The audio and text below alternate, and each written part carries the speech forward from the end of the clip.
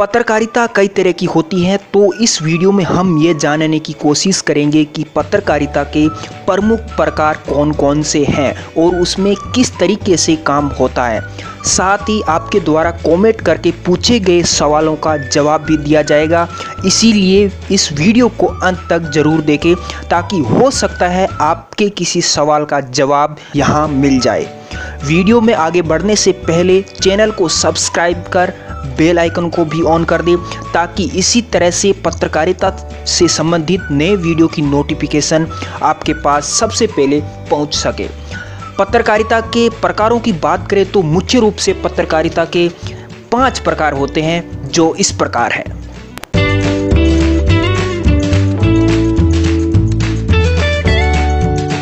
सार्वजनिक महत्व के मामले जैसे भ्रष्टाचार, अनियमितताएं और गड़बड़ियों की गहराई से छानबीन करके सामने लाने की कोशिश करना ही खोजी पत्रकारिता कहलाती हैं। और खोजी पत्रकारिता का स्टिंग ऑपरेशन एक दूसरा रूप है।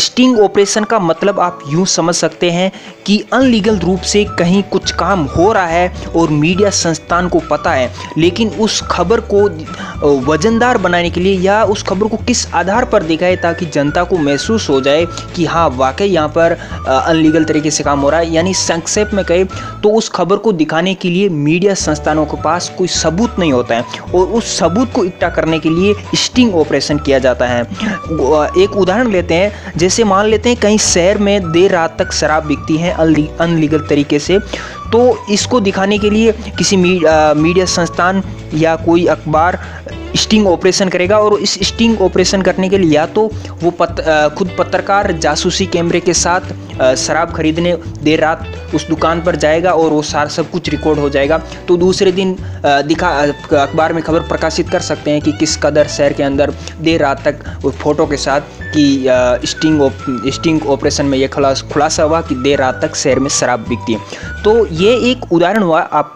स्टिंग ऑपरेशन समझाने के लिए। इस तरह से कई बार मीडिया संस्थानों को पता होता है कि यहाँ पर अनलीगल तरीके से काम हो रहा है, गड़बड़ियाँ हो रही हैं, लेकिन उस खबर को दिखाकर जनता को कैसे विश्वास दिलाए कि हाँ वाकई में वहाँ हो रहा है। इसलिए कुछ सबूत या कुछ फुटेज या कुछ ऐसी चीज़ का अभाव होता है, तो उस चीज़ को जुटाने के लिए स्टिंग ऑपरेशन का मीडिया संस्थानों को सहारा लेना पड़ता है।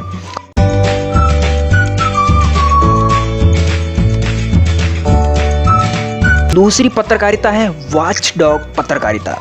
नाम से ही पता चलता है कि जिस तरह से एक डॉग यानी कुत्ता अपने मोहल्ले की गली की रखवाली करता है या उस पर नज़र रखता है, कौन आता है कौन जा रहा है, ये इसी तरह से मतलब सरकार के काम काजों पर पूरी तरह से नज़र रखना कि सरकार ने क्या क्या योजना निकाली है, कौन सी योजना सही ढंग से काम कर रही है, जनता को कितना फ़ायदा पहुंचा, कहां पर उस योजना में गड़बड़ियां आ रही हैं, कितनी जनता की कितनी शिकायत है उस योजना के प्रति। इस तरह से अगर कहीं गड़बड़ी आ रही है तो उसका पर्दाफाश करना।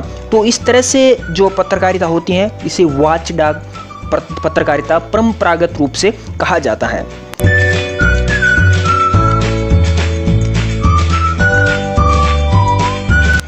तीसरी है एडवोकेसी पत्रकारिता, यानी इसे पक्षधर पत्रकारिता भी कहते हैं। इसको हम यूं समझ सकते हैं कि किसी खास मुद्दे या विचारधारा के पक्ष में जनमत बनाने के लिए लगातार अभियान चलाया जाता है। यानी न्यूज़ चैनल खुद अभियान चलाता है और वो अभियान किसी खास मुद्दे को लेकर होता है और वो मुद्दा जनता के हित के लिए होता है। उसमें न्यूज़ चैनल या मीडिया संस्थान जो भी हो उसमें साथ देता है और लगातार उसके ऊपर खबरें चलाता है ताकि वो मुद्दा है वो उस पर सरकार ध्यान दे और जनता के हित में कुछ काम करे।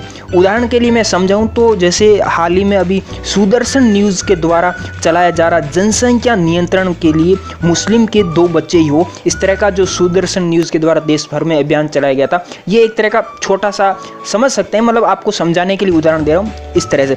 तो इस तरह से बहुत सारे अखबार होते हैं जो लगातार इस तरह से एडवोकेसी पत्रकारिता करते हैं और लगातार इस तरह से अभियान चलाते हैं।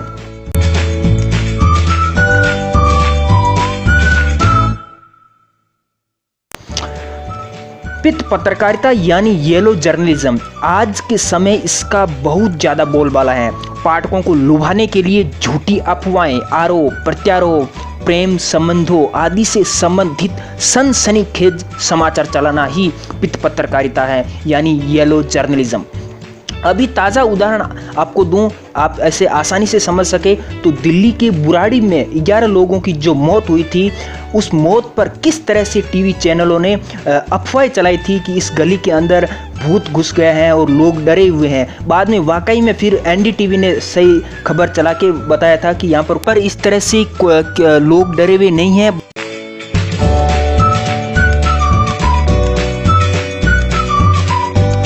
पेज 3 पत्रकारिता यानी ऐसी पत्रकारिता जिसमें फैशन, अमीरों की पार्टियां, महफिलों और जाने माने लोगों की निजी जीवन के बारे में बताया जाता है। यानी जैसे अभी हाल ही में संजय दत्त का इंटरव्यू हुआ था आज तक पे, इस तरह से मतलब जो पूरा लोगों को कवर करना, लोगों का इंटरव्यू लेना, इस तरह की जो पत्रकारिता, ये पेज 3 पत्रकारिता कहा जाती है। दोस्तों कमेंट करके ज़रूर बताइए कि आपको कौन सी पत्रकारिता अच्छी लगती है और आप इनमें से किस तरह की पत्रकारिता करना पसंद करोगे। अब आपके सवालों का जवाब। अदनान खान पूछते हैं कि कौन से सब्जेक्ट ज़्यादा ज़रूरी है प्रेस के लिए, मतलब कौन सा सब्जेक्ट ले कि प्रेस में आ जाए। तो अदनान जी आपको बता दूं कि वैसे 10th के बाद कला वर्ग ले लेते हो आप तो सही रहेगा, क्योंकि एक पत्रकार के लिए हमेशा थोड़ा बहुत हर क्षेत्र का ज्ञान होना चाहिए और खासकर राजनीति विज्ञान, अर्थशास्त्र, भूगोल, इतिहास, सामान्य विज्ञान, इसका तो अच्छे से ज्ञान होना ही चाहिए। इसीलिए आप अगर आर्ट्स यानी कला वर्ग लेते हो तो यहाँ पर इसके अंदर आप राजनीति, इतिहास और भूगोल ये विषय है, ये चुन लीजिए और इस पर अच्छे से पढ़िए। तो आके आप पत्रकारिता करोगे तो आपके आगे बहुत ही काम आएगा। साथ ही ऐसा, और वैसे आप चाहो तो साइंस भी ले सकते हो, कॉमर्स भी ले सकते हो, ऐसा कुछ नहीं है कि आर्ट्स ले। लेकिन अगर आपने पूछा है कि कौन सा सब्जेक्ट अच्छा रहे तो कला वर्ग काफ़ी अच्छा रहेगा। हिमांशु जोशी पूछते हैं कि सर मैंने ग्रेजुएशन में बीएससी कंप्लीट कर ली है और मैं पत्रकारिता का कोर्स करना चाहती हूँ, क्या करूँ। तो हिमांशु सबसे अच्छा होगा कि आप IIMC से 1 साल का पत्रकारिता में डिप्लोमा कोर्स कर लीजिए। वैसे आप पत्रकारिता में मास्टर भी कर सकते हैं यानी MJMC। वैसे आप IIMC से क्योंकि IIMC एक ऐसा अच्छा पत्रकारिता का इंस्टीट्यूट है और वो भी सरकारी, और जो ग्रेजुएशन के बाद डिप्लोमा पत्रकारिता के अंदर करवाता है। तो आपके पास अच्छा मौका है, आप एंट्रेंस एग्ज़ाम दीजिए और IIMC में एडमिशन ले लीजिए। इसके बाद राजमणि तिवारी पूछते हैं कि BJMC कोर्स कितने दिन का होता है। तो राज तिवारी जी, BJMC यानी ये पत्रकारिता का ग्रेजुएशन कोर्स है और ये 3 साल का होता है, जिसमें 6 महीने के कुल 6 सेमेस्टर होते हैं। इसके बाद पूनम यादव पूछते हैं कि सर प्लीज़ आप बता सकते हो कि इस कोर्स में फीस कितना होगा। तो देखिए पूनम जी, ये सब कॉलेज के ऊपर निर्भर करता है कि आप किस तरह की कॉलेज में एडमिशन ले रहे हो। अगर आपका कॉलेज अच्छा है तो फीस भी उसी हिसाब से होगी। वैसे एक प्राइवेट कॉलेज की बात करें औसतन, तो उसकी पर सेमेस्टर फीस लगभग 35,000 से 50,000 के आसपास होती है। एक नॉर्मल प्राइवेट कॉलेज की बात करूं तो पर सेमेस्टर 35 से 50,000 के बीच में। और वैसे सरकारी कॉलेज की फ़ीस काफ़ी कम होती है, 10,000 से 20,000 पर सेमेस्टर के आसपास होती है। उम्मीद करता हूँ आपके सभी सवालों का जवाब मिल गया होगा, और अगर आपके मन में कोई और डाउट या सवाल है तो आप नीचे कमेंट बॉक्स में पूछ सकते हैं और अगले वीडियो में इसका जवाब आपको ज़रूर मिलेगा। और यहाँ तक कि मैं वापस रिप्लाई करके भी आपका जवाब दे देता हूँ। इस वीडियो को लाइक ज़रूर कर दीजिए, क्योंकि अगर आप वीडियो को लाइक करते हो तो एक मोटिवेशनल मिलता है, एक अच्छा लगता है और जल्दी से जल्दी वीडियो बनाने का मन करता है। बाकी आप बताइए कि आपको ये वीडियो कैसा लगा, और साथ ही चैनल को सब्सक्राइब जरूर कर लीजिए। और आज के वीडियो में बस इतना ही। वीडियो देखने के लिए आपका शुक्रिया।